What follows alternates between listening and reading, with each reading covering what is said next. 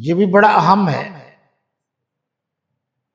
کہ جنازہ میں، جنازہ کی ادائیگی کے بعد سلام کب پھیرنا چاہیے، یہ بڑا متنازعہ اس مسئلے کو بنا دیا گیا ہے۔ نماز حنفی میں حضرت مولانا خیر محمد جلندری رحمۃ اللہ تعالی علیہ نے لکھا، جنازے میں دو فرض،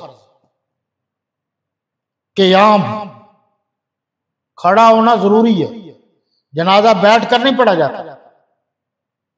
تکبیریں، جسے ہم 4 تکبیریں کہتے ہیں، وہ رکعت کے قائم مقام۔ 3 سنتے ہیں،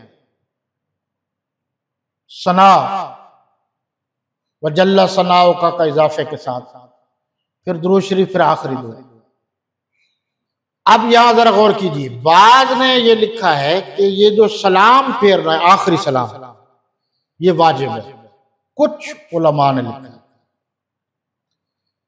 جب آخری تکبیر ہو گئی، چوتھی، تو اس کے بعد گویا آپ کا سلام ہو گیا۔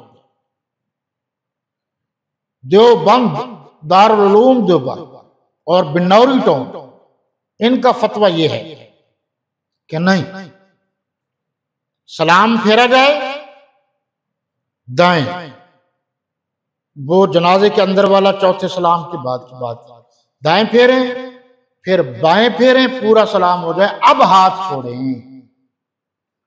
دارالعلوم دیوبند، بنوری ٹون، کراچی، ان کا یہ فتویٰ، اور بہتر یہ ہے کہ ہاتھ اس وقت چھوڑے جائیں جب مکمل نماز جنازہ کی ادائیگی ہو جائے۔